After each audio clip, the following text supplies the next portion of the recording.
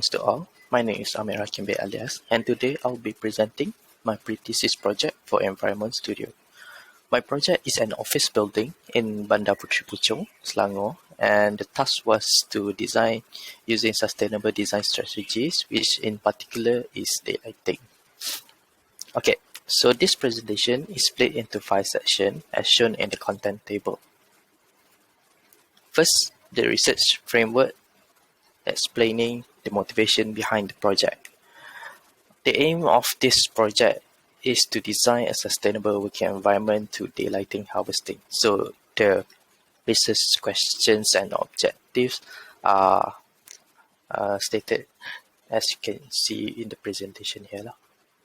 Okay, next is the site site studies. So the site chosen is an empty lot adjacent to rows of shop houses under a commercial zoning with a lot of potential for development, particularly for office buildings. And like I mentioned before, the location is in Jalan Puteri 1/3, Bandar Puteri Puchong. It's quite dense, not mid-dense area in Puchong. So, and also quite close with a lot of nodes, and the landmark for Puchong is quite near to it on the north part of the site, which is the IOI Puchong Mall. And because of that, the potential of this site is increased with it's quite easy to navigate and also quite famous or recognizable in the sense of people living around here knows the area well. Okay, so the client chosen here is MBSG as the organization is in need of expansion, and this provided with the opportunity to open up a branch office that is more focused or community orientated. Thus, the list of departments and services selected, accompanied by a supportive building program to emphasize the idea of this integration between the local authorities, community, and businesses. All right. Next part of the presentation is the early design development and how consideration of the site is taken to develop the scheme. This is also includes consideration for daylighting strategies, as you can see here in the third panel, which a lot of the focus for harvesting daylight will be on the north and south elevation, while minimal openings and controlled openings are placed on the east and west. Next is the daylighting strategies and simulation part of the presentation. I'll go very briefly with this as it's more technical and can see from the slide you can just read it out now, and it's basically self-explanatory. So, but the gist of it is that I tested different configuration of the model and compare it to get the best best model or best configuration to be used as a base for developing my final building design. Then the basis of the simulation is used as a guideline to design and make the layout for my interior furniture placement, space planning, and whatnot. Okay, this part of the presentation shows this consideration taken to work out the space so that it can take advantage of the daylight potential of how many lux is needed for a particular part of doing works. It's either computer work or desk work or focus work. All right. This few slides will be showing ideas of how I want to tackle each part of my building. You can see here is how I position or make my furniture layout. Okay. So this part of the presentation is to explain the schematic design drawings. Okay, so what we have here is, okay, so the main idea of the building is to have an axis in the middle of the building to split up the building mass so that I can avoid uh, the building being a deep plan as much as possible. So as you can see from the side plan here, a lot of the pedestrian coming in from the west side of the site, which is this shop plots area here. So a lot of the pedestrians are from this concentration. So what I want to do is concentrate all this into a single point of entry on the side, and then slowly dispersing them into my building. So the the user can choose multiple entries from inside the central court or the atrium space inside to get different dynamics when entering the building. So either they can go all across until the public plaza, then going inside the building towards the lobby, or they can go inside towards the food court area, or even choose the entry from the cafe area. So each of the entry give out different dynamics and different sense of volume coming inside into the building. As you can see later, I'll show this section. There's a lot of different stacks of slabs on the upper floors, making it like almost a tilted facade inside the central plaza, the public plaza area. All right. Moving up into the building, the veranda is, you can see here, there's a few veranda placed inside the building. So they are a part of the design where I want to make it as a communal space to have some business deal, to act as a launch in an open air launch, and can do businesses here, can relax here. So it's give a different dynamic when just in your typical office building, that's the office, and that's where you sit all around day from 9 to 6.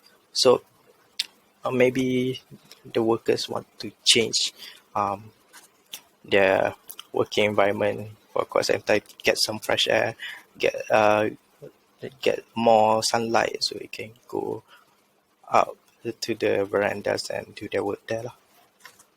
And also on the first floor, there's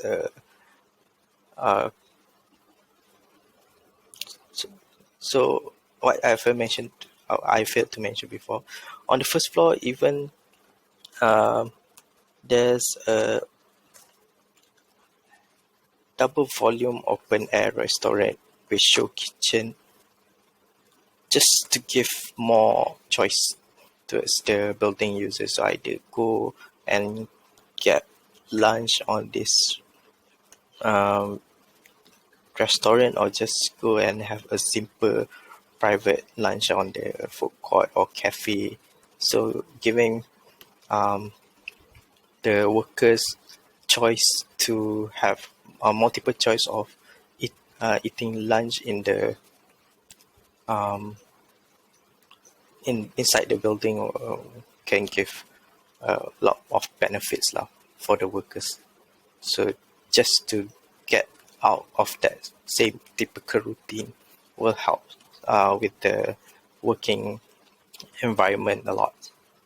So like I mentioned before, the verandas, the a lot of function spaces, meeting rooms, this kind of concept are then replicated throughout the upper floors of the building.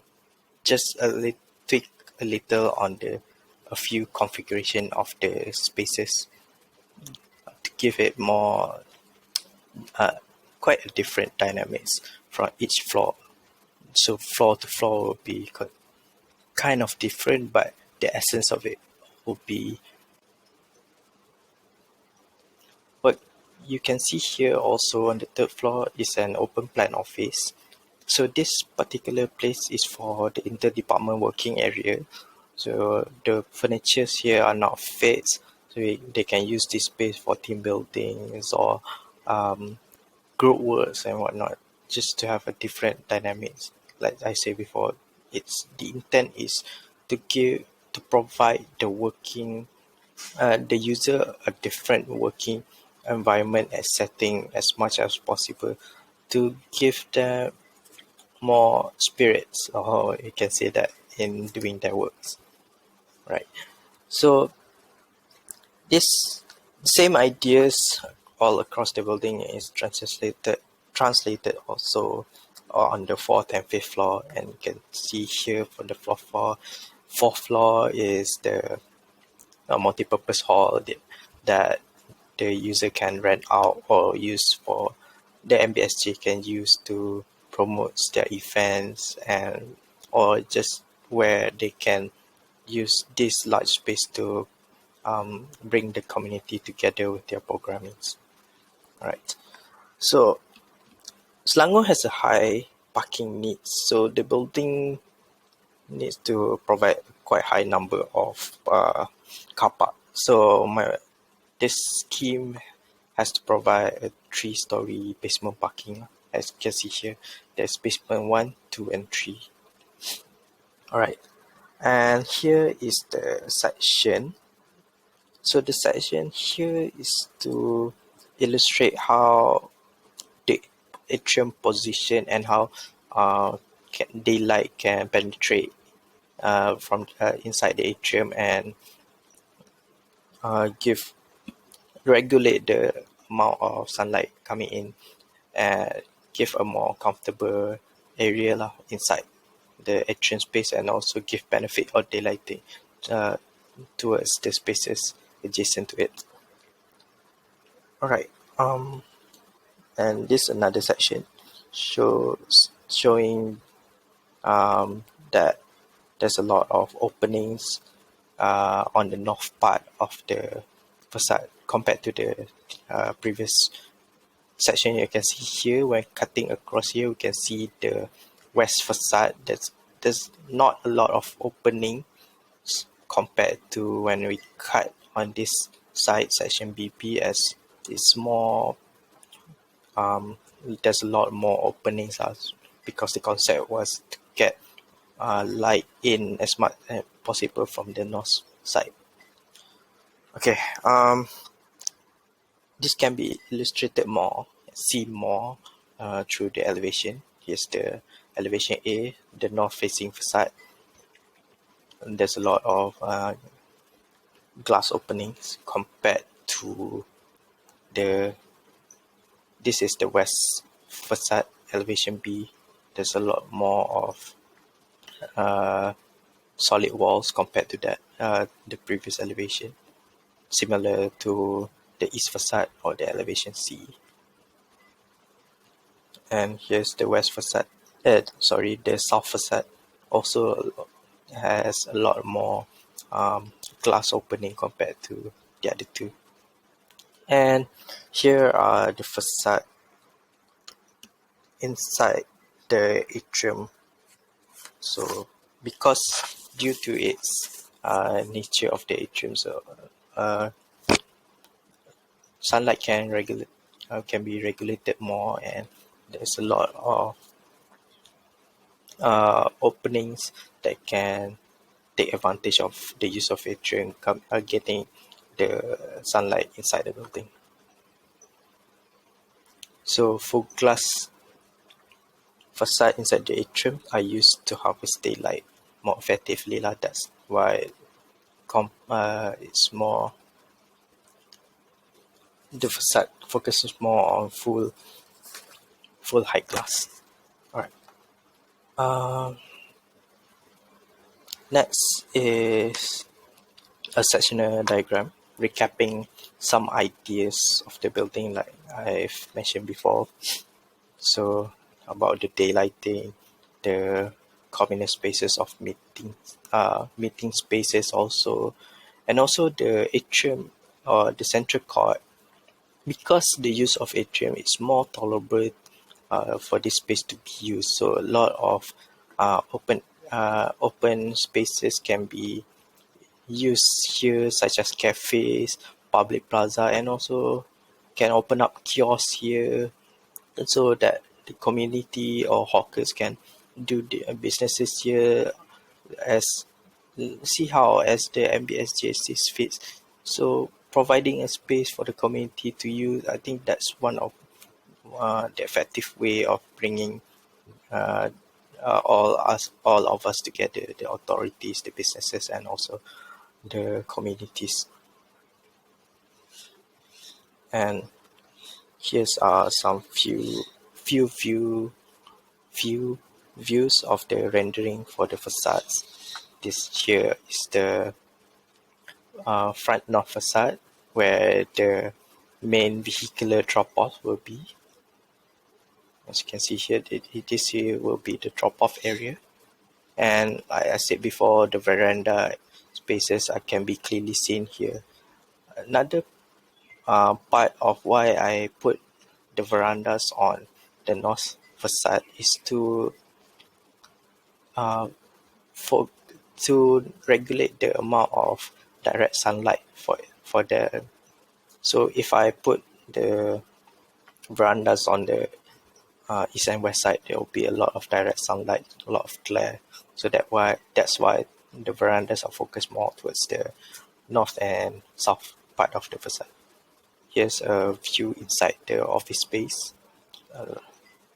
So a lot of sunlight can come into the site, but more focused as it's not it's sunlight from the north compared to a direct sunlight from the east.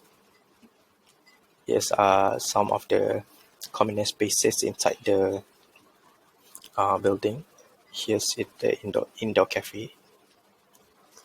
And that's all from my presentation. The slides will continue with the data tabulation, precedent studies, and literature review as an attachment. I hope you enjoyed my presentation, and thank you for your time. Thank you and goodbye.